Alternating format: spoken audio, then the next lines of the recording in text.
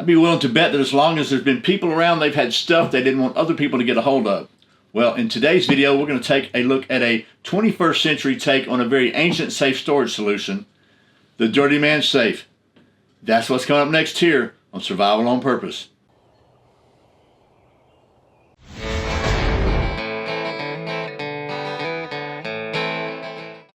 Welcome back to Survival on Purpose. My name's Brian. Thanks for joining me for today's video where, as I said, we're going to talk about a modern take on a very ancient way to keep your stuff safe from other people's. So the folks at Dirtyman Safe reached out to me a couple months ago and asked me if I'd be interested in taking a look at their products. And I took a look at them. I thought, you know what? They really have some pretty interesting features that a lot of comparable their competitive products I didn't see. A lot of homemade stuff I didn't see those features. And basically they're just a way to bury your stuff. So we're going to talk about why I decided to take a look at these and what I thought was unique about them in just a minute. And we'll go out and bury one and we'll do a longer term test on it. But let's first, as usual, today's words of wisdom from the Bible. Today's wisdom is from Proverbs chapter 11, verse 13, the New Living Translation. It's especially applicable to, I think, keeping your stuff safe. A gossip goes around telling secrets, but those who are trustworthy can keep a confidence. Okay, and a big thank you to my friends at Hog Holsters for sponsoring today's video. Hog Holsters are the concealed carry holster I've been wearing every day for several years now, at least 10 years. Since I first tried them, I haven't found a better holster. If it ain't broke, don't fix it. Since then, John at Hog Holsters has really become a really good friend of mine. You see I'm wearing my Hog Holster right now. Hog Holsters are 100% made in the USA down to the very screws that hold the clips on. They are 100% handcrafted to meet your pistol fit. So there's no one size fit all. Whatever, if they list your pistol, it's going to on their website. It's going to be made to fit that particular model. So they're very, very well done, very well made. And John's a great guy. And if you go to survivalonpurpose.com/sponsors, which is a page with all my sponsor links on it, so Google doesn't get mad, there's a little discount code on there. So thanks to Hog Holsters for helping Americans wear guns and for sponsoring this video. Okay. Now let's talk about the Dirtyman Safe. They call it that because you're going to get a little dirty when you use it, but nobody can call up the manufacturer and get an unlock code for this one. So just bear that in mind. But also bear in mind, you got to keep your own kind of unlock code, or maybe something that could happen to you, like I'll tell you about in a story in just a minute that was really one of those screwed up stories. So anyway, let's talk about these. So they've got three different sizes. We've got the two largest one here. This is the extra large. This is the large. They also have a medium. Goldilocks would say that's a large, medium, and small, but they have an extra large, large, and medium. Go figure. Three sizes anyway. Don't get me started on that whole French fry thing. This is the large, and it's 3 inches by 10 inches, 70.69 cubic inches, holds up to 190 ounces of silver. Whew, that's a lot of silver. This is the extra large. It's 4 by 10, 125.66 cubic inches, up to 350 ounces of loose silver rounds. At 30-something bucks an ounce, that's a couple bucks. Now, the medium is half this size. It's 3 inches by 5, and it holds up to 100 ounces of silver, so 35.34 cubic inches. So the way these things work is they come with a 6-inch sleeve of ABS. That's important. We'll talk about why that's important in just a minute. With like a slotted cap here. I think this is PVC. And this is not as important as ABS as it is this canister. This is the sealed waterproof canister, storage canister that you can put your stuff in. And the way it works is you have this stainless steel cable that is permanently fastened to it with a T-handle on it, right? Then you have a screw-in plug on the bottom with an O-ring for seal. And this is made of ABS. And what's important about ABS is it doesn't off-gas the same way that PVC does. So if you store precious metals or things that are tarnishable in PVC, over time they can actually, the off-gas from the PVC can cause them to tarnish and discolor and lose some of their value probably if you're talking about silver coins or something like that. And I'm going to take you outside in a minute and dig a hole and show you.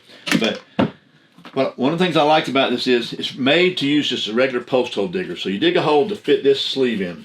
And it is a 6-inch inside diameter pipe of ABS. Put this in, and then you drop this in it, like so.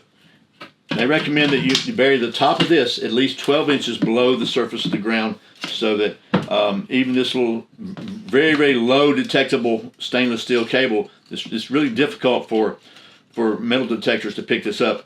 It'll get it down low enough where this won't give you any reading. You put that in there like so. After you got your hole dug, you take this cap with a slot on it, and you put the handle, put the little cable through the slot. Then you just coil this up on top of it and bury it the rest of the way. And when it's time to retrieve your items, whatever they may be, and we'll talk about that in just a minute, you just dig down until you reach this, and then you just pull it up, and then the top comes with it and everything, and you're good. And your stuff, it doesn't have mud caked all over it, doesn't have dirt caked all over it, and you can retrieve whatever you need to retrieve. And if you want to put it back, your hole's not caved in, you don't have to redig a hole, you just put it back in there and cover the top up, which is way better than a pirate chest, because you got to dig a big hole, and then if you want to put it back, you got to dig the hole back out again. This gives you like a secure place to put this thing in and out, if you choose to do so. If you need to do that. If you're going to use this for long-term cash, you might not want to do that, but you got the options. I like options.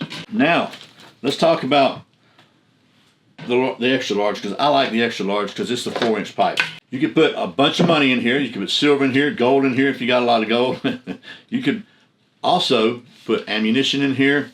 You can break down a 19 frame won't quite go in here, but a Glock 26 or a Glock 43 with the slide off will go in here. You can disassemble it, put it all in here, put some ammo. You can have weapons in here. You got all sorts of survival gear in here. Whatever you think might be worth having, whether you're saving something for just to keep it secure, or whether you're creating yourself some emergency caches. It also comes with this installations that have a little dotted thing for you to draw a map. X marks the spot on here to keep up with what you've got and where you've got it hidden, because that's going to be real important.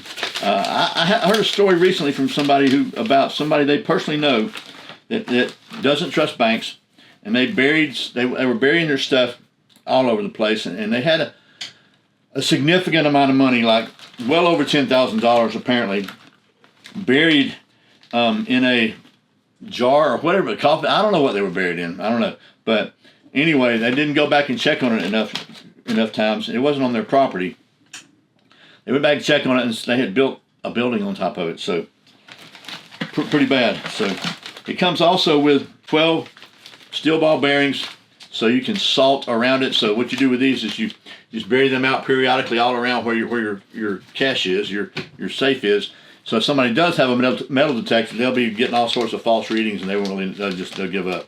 It comes with several different packs of silica gel, a little Teflon tape to put on the threads if you choose to do so.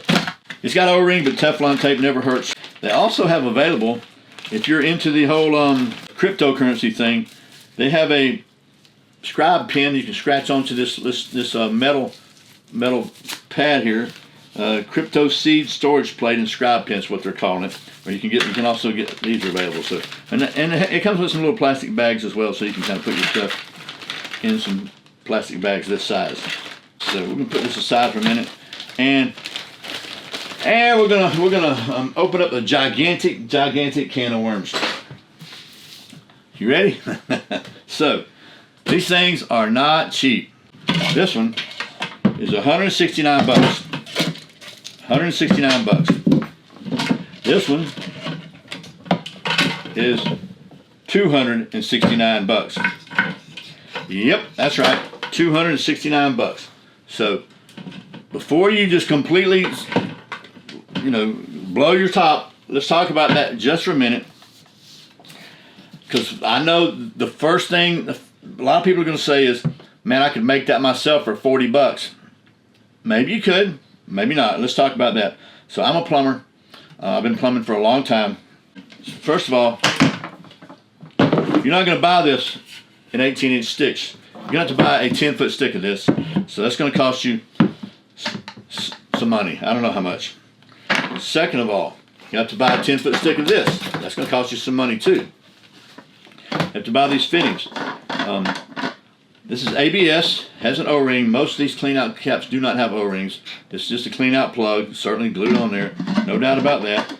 This is a reducer. This is a cap, and it's got a little piece of pipe inside there. You have to buy that little piece of pipe in there too. You have to get the stainless steel cable, seal it in, get the handle, buy these caps. So realistically, you could probably make this under $100 if you buy. I mean, if you got to buy this pipe, you got to buy this pipe. 6-inch pipe is probably going to cost you 25, 30, 40 bucks. All these fittings, so you can probably make it for under $100. But I don't know how much your time is worth. That being said, it's a little pricey, but I look at it this way: if you really have something that's valuable enough to store like that, you want it good. You don't want something that's going to not work. It's going to be rigged up. So anyway, that being said, you can make your own decisions whether or not you think it's worth it. What we're going to do, we're going to see how well it works. We're going to put some stuff in here. I don't have a bunch of silver. Sorry. If you have a bunch of silver, then good for you. But I'm going to put some toilet paper in here because last time there was a kind of a scam pandemic or whatever you want to call it. This stuff was like gold, right? So I figure I'll put some toilet paper in here, and also that's a really good way to tell if there's any moisture leaking in it, right? Because this stuff gets wet, it's gonna be very evident that it's been wet. We'll put that in there, and then I will put some money in there. We'll put the money in there. We'll put the moisture absorbers in there in case there's any humidity in the air where we're at now. And we're gonna take this sucker outside and bury it. Since they recommend it, I'll put the Teflon tape on too. And Teflon tape's just a very common way to seal threads. A little Teflon tape trip. You put it in your hand like this where you're rolling. Teflon tape tip, and then you can just roll around like this and not have to worry about it coming unraveled on you and fighting it. Put about, I don't know, 4 or 5 good wraps on it. Doesn't hurt anything.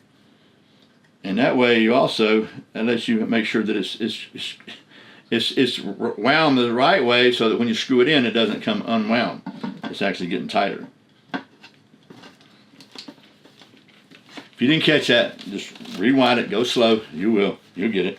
And then we're just going to tighten it up.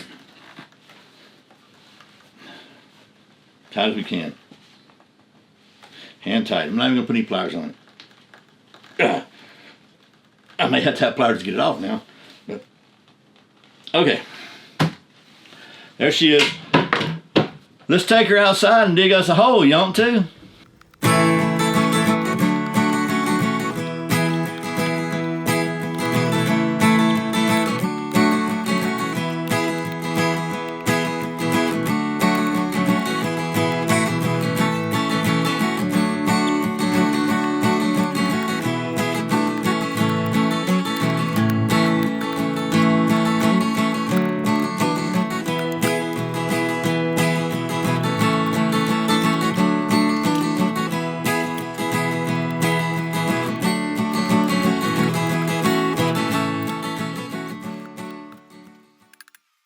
Okay, so I've got it not as deep as I would like, but there's a big rock there and I don't want to dig a new hole. So for testing purposes, should be good enough. Next step is to put this in.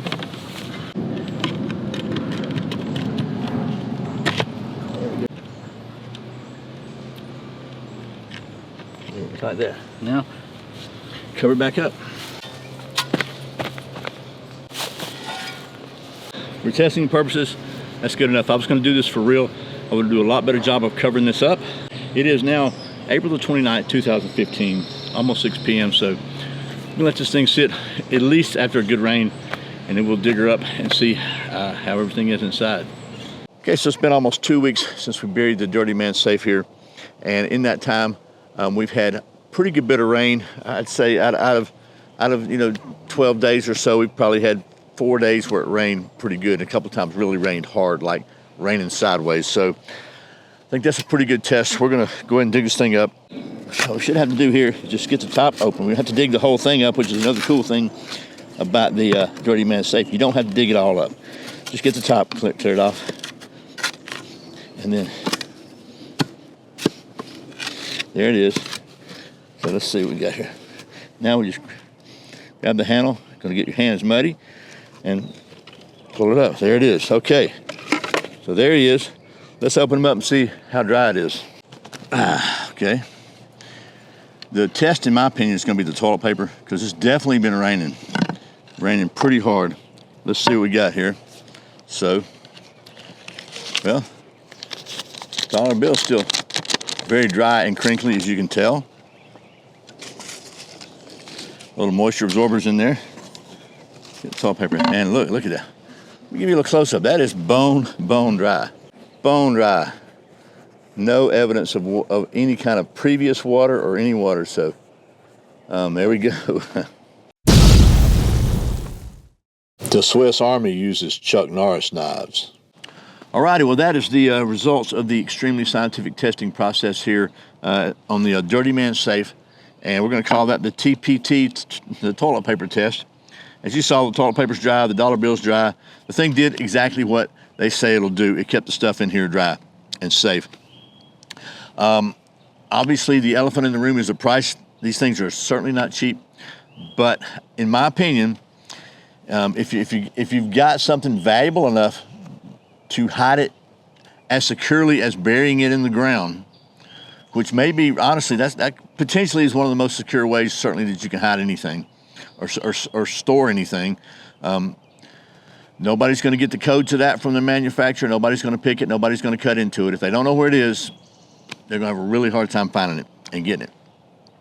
Point being, if you've got something that's that valuable, then it might be worthwhile to spend a little extra money and get something that really works well, as does this Dirtyman Safe. Certainly it works well. I like the fact that you have a sleeve there that if you want to get it, maybe rebury it because you took out what you needed at this instant.